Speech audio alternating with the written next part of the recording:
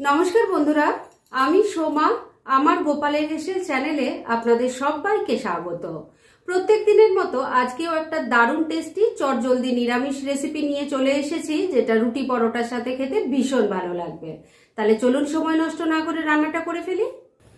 আজকে এই দারুণ টেস্টি রান্নাটা করার জন্য কড়াইয়ের মধ্যে বেশ খানিকটা জল নিয়ে গরম হতে বসিয়ে দিয়েছি। এবার এই জলের মধ্যে দিয়ে দিচ্ছি অল্প নুন। এবার এর মধ্যে আমি কিছু সবজি ভাপিয়ে নেব। প্রথমেই দিয়ে দিচ্ছি একটু আলুর টুকরো। আমি এখানে ছোট ছোট 3টে আলু নিয়েছিলাম, সেগুলোকে টুকরো করে কেটে নিয়েছি, দিয়ে দিলাম। এর সাথেই দিয়ে দিচ্ছি একটু বাঁধাকপি। আমি এখানে একটা মিডিয়াম সাইজের বাঁধাকপি নিয়েছি, সেটাকে এই ঝিরিঝিরি করে কেটে নিয়ে পরিষ্কার করে ধুয়ে নিয়ে দিয়ে দিলাম। ভালো করে মিশিয়ে নিচ্ছি। জলের সাথে ভালো করে সবজিগুলোকে ভালো করে মিশিয়ে নিয়েছি। এবার ফ্লেমটাকে মিডিয়ামে রেখে ঢাকা দিয়ে 3-4 মিনিট সময় নিয়ে একটু সবজিগুলো ভাপিয়ে নিচ্ছি। একদিকের ওভেনে আলু বাঁধাকপিটা ভাপানোর জন্য বসিয়ে রেখেছি, আর আরেক দিকের ওভেনে আমি প্রেসার কুকারে অল্প একটু জল নিয়ে গরম করে নিয়েছি। এর মধ্যে দিয়ে দেব একটু ছোলার ডাল। আমি এখানে বড় কাপের 1 কাপ ছোলার ডাল নিয়েছি, সেটাকে ঘন্টা 3 জলে ভিজিয়ে রেখেছিলাম। এবার এটা বয়েল করে নেব, সেজন্য প্রেসার কুকারে দিয়ে দিলাম। যেহেতু ডালটা অনেকক্ষণ জলে ভেজানো ছিল, সেজন্য খুব বেশি হুইসেল দেওয়ার কিন্তু কোনো দরকার নেই। লিডটা লাগিয়ে দিলাম, আর মিডিয়াম ফ্লেমে রেখে একটা হুইসেল পড়লেই ডালটা সেদ্ধ হয়ে যাবে। ডাল এমন করে সেদ্ধ করতে হবে যে ডাল যাতে সেদ্ধ হয়ে যায়, কিন্তু একটা ডালের দানাও যেন গলে না যায়, সেইভাবে এটা বয়েল করে নিতে হবে। তাহলে সেই রকমভাবে হোক, তারপর ফিরে আসছি। প্রেসার কুকারে একটা হুইসেল পড়ার পর আমি গ্যাসটা বন্ধ করে দিয়েছি, আর এবার এটাকে আমি এক সাইডে রেখে দিচ্ছি যতক্ষণ না এর পুরো প্রেসারটা বেরিয়ে যায়।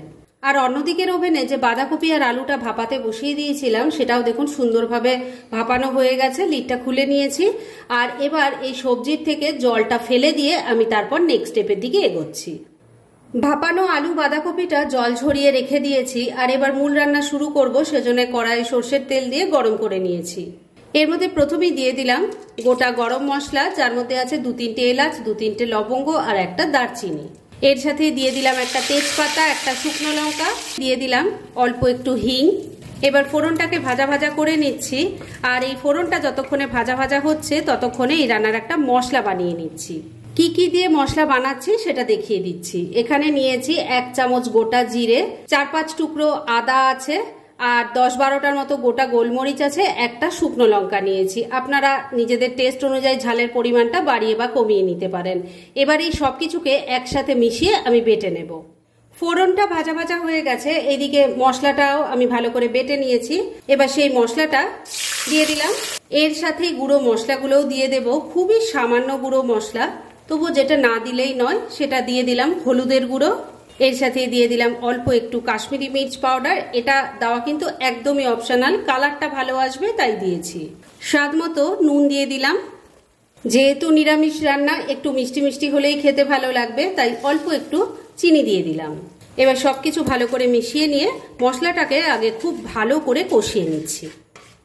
মিনিট 2 সময় নিয়ে মশলাটাকে খুব ভালো করে কষিয়ে নিয়েছি। এবার এর মধ্যে প্রথমে দিয়ে দেব সেদ্ধ করে রাখা ছোলার ডাল।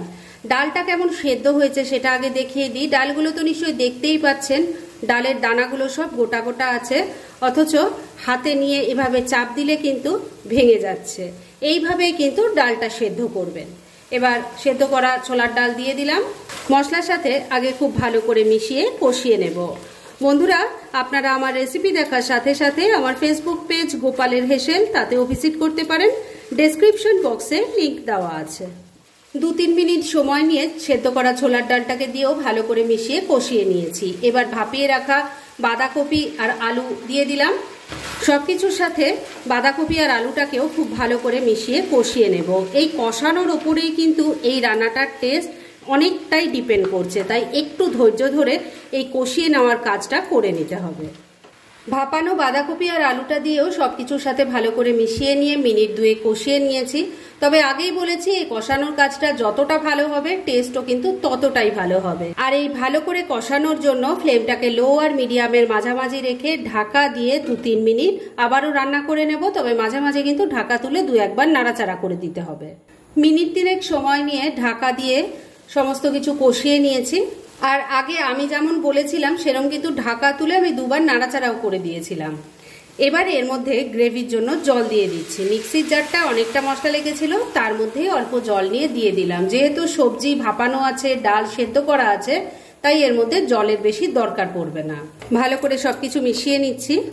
বন্ধুরা, এই রান্নাটা কিন্তু খুব ফাস্ট হয়ে যায়, খুব কম মশলার রান্না, অথচ ভাত, রুটি, পরোটা সব কিছুর সাথে খেতে কিন্তু অসাধারণ লাগে। আগে যদি এভাবে না ট্রাই করে থাকেন, আমার রেসিপিটা দেখে একবার ট্রাই করতে পারেন। আশা করছি আপনাদেরও ভালোই লাগবে।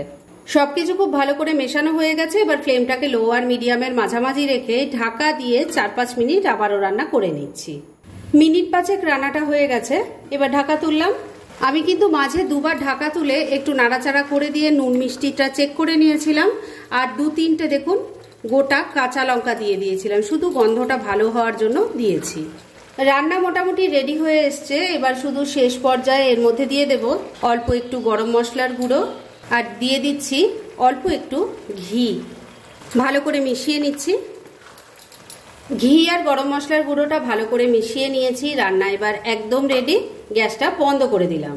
এবার মিনিট 2 জন্য এটাকে স্ট্যান্ডিং টাইমে ঢাকা রেখে দিলাম, আর তারপর সার্ভ করে আপনাদের দেখাচ্ছি। ফ্রেন্ডস, আমার আজকের বাঁধাকপি দিয়ে এই দুর্দান্ত স্বাদের নিরামিষ রেসিপি একদম রেডি হয়ে গেছে এবং আমি সার্ভ করে দিয়েছি। ভীষণ ইজি রেসিপিটা, কিন্তু খেতে ফাটাফাটি হয়। সেটা একবার ট্রাই করলেই বুঝতে পারবেন। আর এটা ভাত, রুটি, পরোটা সব কিছুর সাথে খেতে ভালো লাগবে। তাই দেরি না করে পারলে এটা আজই একবার ট্রাই করে ফেলুন, আর তারপর কেমন লাগলো সেটা প্লিজ কমেন্ট করে জানাবেন। এরকম ধরনের অনেক ভালো ভালো নিরামিষ রান্নার রেসিপি আপনারা গোপালের হেসেল সার্চ করলেই পেয়ে যাবেন, যার মধ্যে থেকে কিছু কিছু আমি সাজেস্টেড বক্সেও দিয়ে দেবো, সেখান থেকেও আপনারা দেখে নিতে পারেন। তাই গোপালের হেসেল অবশ্যই ভিজিট করুন। আর আপনারা কেমন ধরনের রেসিপি চাইছেন সেটাও কিন্তু আমাকে জানাতে পারেন। আমি চেষ্টা করব সেই সব রেসিপিগুলো আপনাদের সাথে শেয়ার করার। আর আমার আজকের এই রেসিপি যদি আপনাদের ভালো লাগে আর ইউজফুল বলে মনে হয়, তাহলে যারা এখনও আমার চ্যানেলটাকে সাবস্ক্রাইব করেননি তারা প্লিজ সাবস্ক্রাইব করুন। তাহলে আজকের মতো এখানেই শেষ করছি। পরদিন আবার এরকমই কোনো ভালো রেসিপি নিয়ে চলে আসব। আপনারা সবাই খুব ভালো থাকুন, সুস্থ থাকুন।